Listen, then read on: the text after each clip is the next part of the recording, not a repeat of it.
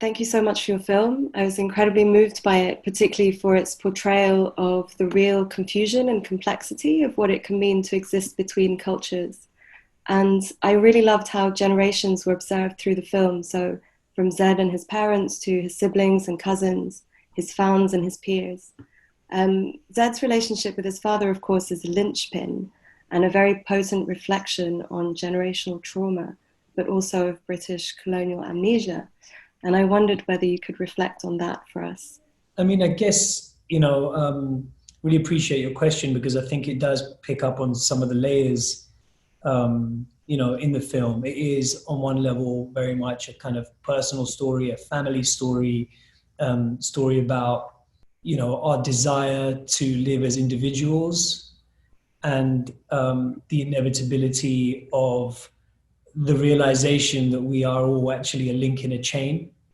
And that chain is something that grounds us and anchors us and gifts us the heritage, of Qawwali music and a sense of place and the sense of mission and a community that you want to kind of represent. But it also presents the curse of a certain kind of burden and inherited trauma and, genetic and societal obstacles. Those kind of themes, I guess, are all played out through these relationships, but you're right in that they come together most centrally in the relationship with the father. It's interesting you talk about this idea of amnesia because, yes, there is a kind of amnesia in Britain's story about itself and about actually, who built Britain. There's this question that I'm often asked, and it inspired a spoken word piece in the film of where you're from. It's at the moment where, Zed is diagnosed with this illness, which is really an illness of self-identification. Autoimmunity is about the body not recognizing itself and therefore attacking itself. It's this internalized dislocation, this internalized who am I that comes back to haunt him, physically. And in that kind of where you from rap, it kind of like puts the question of, well, actually, who built this country? And so when someone asks me where I'm from today, before I used to say I'm British Pakistani. When I was younger, I would say Pakistani. Then we said British Pakistani. Now I say British. And in saying British, I'm not discounting my Pakistani or Indian heritage. I'm saying that your idea of Britain needs to expand to stretch across the globe because my ancestors built this country before ever having set foot here. And so there's an amnesia and a narrowness in Britain's idea of itself, but also in our idea of ourselves that we've internalized. And sometimes it's easier to have that amnesia. Sometimes it's easier to have a narrower idea of yourself than such a sprawling, contradictory idea of yourself, one that bears both the scars and the spoils of empire, one that isn't simply black or white. Ali Khan, who plays the father, his character is actually holding on to the simplicity of having a narrower idea of his own story, one that actually discounts partition. So it's a collective amnesia. It's not just a British amnesia. It's an amnesia that makes it simpler for us to hold on to a clearer idea of who we are, whether that means we forget about partition, we forget about colonialism, or we forget about the good things at home when we're just trying to run away from it and do better than what we came from. One thing that I wanted to say is that Riz and I, we did a lot of research when we were working on this film and trying to figure out what it is that we're trying to build. And I think it's important to kind of maybe even mention a few of these elders or people that have passed away that have been kind of important to our journey. And one is Saadat Hasan Manto, who is this writer in Pakistan who wrote a lot about partition. His stories are really sparse. They'll be like only 2 pages long, but they'll have so much going on in it. And I think so much of how we film the movie kind of mirrors that. And he's talking about this amnesia as the amnesia is actually happening. And the character of Toba Tek Singh actually comes from one of his short stories. And it's a reference and also homage to him. So I felt like for us, really leaning into where we, okay, what is our heritage? how did they in the past talk about these things? Because what we're going through isn't necessarily unique. And looking at stuff that we can use from our past traditions is actually kind of empowering, and seeing that we're actually standing on their shoulders and we're actually continuing this, as Riz had said earlier about this chain. And we're just this other link in a chain. So if we look back in that chain to see, okay, what is it that we can add and learn from as we kind of strengthen our own little, little piece of it. I just want to add to that. It's so often, it always ends up to be that the journey that the filmmakers go on ends up mirroring the characters in the story. Mm-hmm. And just as Zed is kind of reckoning with his inheritance and his heritage and trying to reconnect with it, the good and the bad, make peace with it, realize that he's not just going to break out as an individual, that individualism's a mirage, that we are all connected for better and worse. That's something, I think, a journey that Bassam and I went on, firstly in connecting to these elders that you mentioned, whether it's Aziz Mia, the Qawwali singer, who's a big inspiration for me and a big inspiration for the Toba Tek Singh character, or Sadat Hassan Manto, or I remember a trip that we took to the Islamic Art Gallery in the Metropolitan Museum of Art in New York, where we really just started kind of thinking about, well, actually, what is our artistic inheritance as Muslims in diaspora? We often feel cut off from it, as though we're these kind of like Mowglis just floating, atomized Mowglis floating around behind enemy lines, like disconnected from our inheritance, and really trying to borrow from that in terms of how we frame things, in terms of how we shot things. And so we were connecting to that, but also in terms of passing on the relay, connecting to this incredible generation of new talent. Actors like Naban Rizwan, who's multi-talented. He's a DJ, he's a rapper, he's an actor. Hussein Munawar, he's a spoken word artist. This is his first acting job. Anjana Basan, who's a singer-songwriter and actor. So in the same way that Zed was connecting to the past and the future and realizing, oh shit, I'm just a link in this chain, I think Bassam and I really had that experience in making this film. For me, the film functioned very much like a mosaic or a miniature, like very much inspired by that Eastern perspective in which you can't behold the richness of something in one glance and you have to go back to it. And there are elements, for example, the reference to Toba Tek Singh, which aren't explained. And so there are some people who'll know, there are others who never will, there are some who'll find out and might go back. And so I wondered whether you could speak about the kind of intentionality of not explaining everything as well. It's a balance. It's really tough because there's a question, and I think there's that line between mystery and confusion.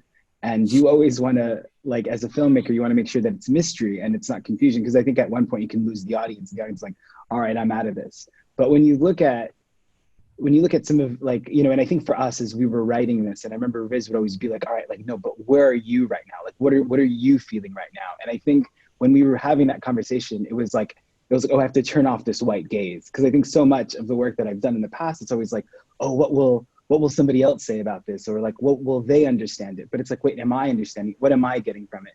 So I think when we were able to kind of let that part of us go a little bit, or at least shut that voice off a little bit, I think we were able to kind of just lean in more into the material, and hopefully it goes into the area of like mystery, and it's an exciting thing for us to kind of lean into, and it's less of this confusing space. But we know it's a dance. It's actually down to Bassam's bravery in not explaining a lot of this stuff. And in fact, a big part of this project was Bassam and I setting a challenge of like, what does brown cinema look like?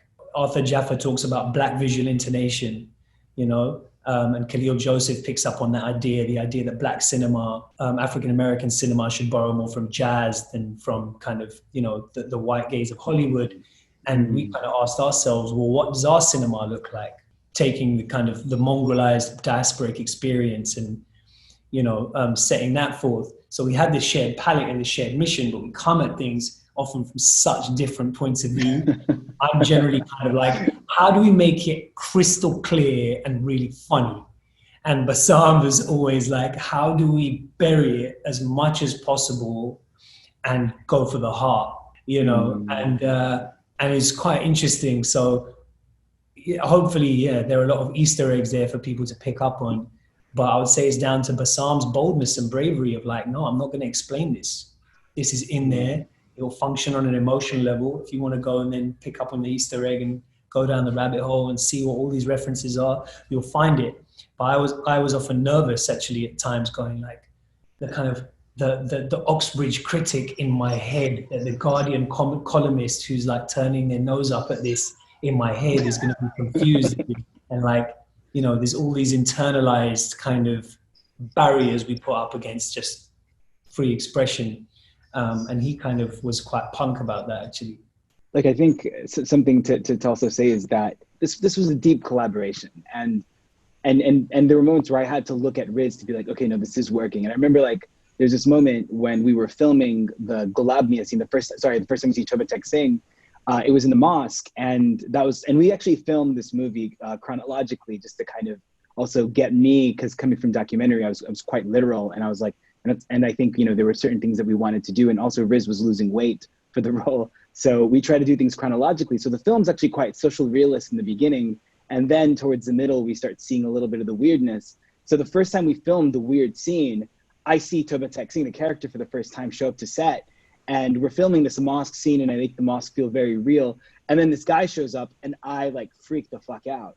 And then Riz takes me aside. He goes, "Hey, you're freaking me out right now. Like we're doing this." I'm like, yeah, we're doing this. So it's like, and I think this is something that Riz had said earlier, and this is really important, that this isn't a singular like authorship, blah, blah, blah driven industry. Like the reason why we're all filmmakers and I'm not a fucking sculptor is because I need people to help find truth, right? We find truth through dispute. That's how I find it. That's how Riz finds it. So we have to work with each other to get there. So the film opens with Zed's really potent lyrics, and they circle back throughout the story and they gather resonance as well. But of course, Zed has to let go of his lyrics and accept that they'll find meaning, or they'll find their place through someone else. Riz, I'd love for you to talk about the lyrics, which are your own as well, but also about the brilliant character of RPG. So referencing also what you were talking about generationally and responsibility. So the track at the start of the film is Mogambo, and Bassam shot the music video to that. We shot it together in Pakistan, in Lahore.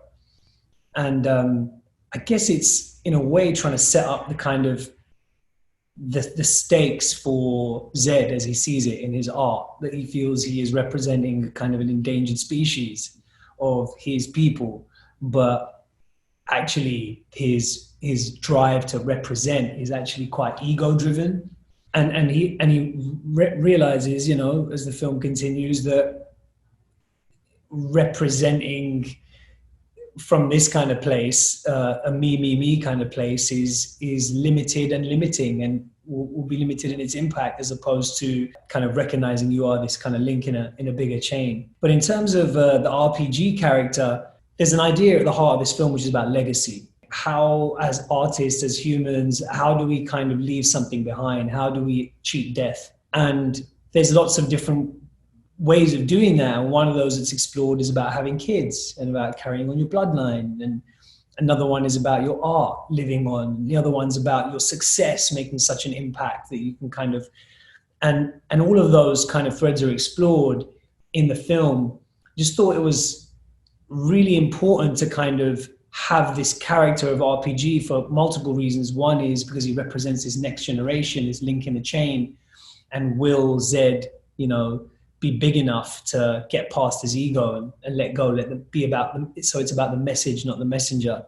But also because it deals with this really toxic idea that there's only room for like one of us. You know, there's only room for like one brown rapper, there's only room for one brown actor, and there's all this kind of stuff. And it's interesting, you know, when we were thinking about how we cast this role, we were developing this film, and Informer came on TV, which is a BBC TV series that Naban was in. And everyone was talking about, hey, listen, you got to check out the show, you got to check out this new kid. And I was really excited to check him out. But I also had a kind of like strange shiver of like, wow, like deja vu almost. Like I did a TV show called Brits in 2007 about basically a brown dude going undercover and, you know, an MI5 kind of thing. And now 10 years later, there was this kid kind of who shares my name in part and kind of resembled me in some way. And I kind of saw myself in him. And there was this joy, but also this kind of recognition of like, oh, I'm kind of going to age and he's like younger, and I thought, wow, we have to take this feeling, we have to run with it. And so I said to Bassam, we've got to cast Naban in this role of the guy who's going to replace me. So with that in mind, I wanted to reflect on the energy of the closing sequence. It felt both triumphant and also cathartic, with a real honesty around acknowledging generational trauma. Particularly in knowledge of your documentary background, Bassam, I wondered whether you knew that this was where you were going, or did you find this to be your end point in the writing process in more of a documentary style? I think we always knew that the film was going to start with a concert on stage and end with something happening in the bathroom between the father and the son. The question of how it would look was always like a big debate, and we weren't really sure what shape it was gonna take. And actually, the way it was written was the father would just be outside the door, and they would just be singing to each other. And we shot that, and it was so lame. And it was the last scene that we were filming. Remember this, Riz? Riz and I, like, we had this like weird moment, like where we turned everyone down. We're like, everyone just like go away. We're running out of time. And then him and I are just sitting in this bathroom. I'm sitting on the toilet. I'm like, what are we doing? What are we doing? We got to make this thing, you know? And then he's like, okay, I think I have an idea. And so Riz then brought something that was so exciting where he goes, hey, Baba, just come in. And then the dad just came in and they both started singing. And I think some people in the crew were like, what the fuck? This is so weird. I was like, this is perfect. And then I think when we finally found that, we were like, we only have a few takes left. We got to just do this. It was a huge risk that we took, I think. And then there were some questions even afterwards, like, do we film another ending? Blah, blah, blah. But I think that to us felt like it was the right place for it to end. So we are, of course, in the middle of a pandemic in which illness, death, and grief are very present and palpable. And whilst the autoimmune disease that Zed is struggling with, as you mentioned at the beginning, is essentially the body turning on itself, it also speaks to disproportionate violence towards Black and brown bodies. There are structural elements to that violence, but there's also the weight of trauma and muscle memory. And I wondered whether you could reflect on that and the resonance of your film with what's happening today. Yeah, well, the idea of epigenetic trauma is something that we were kind of really interested in with this film.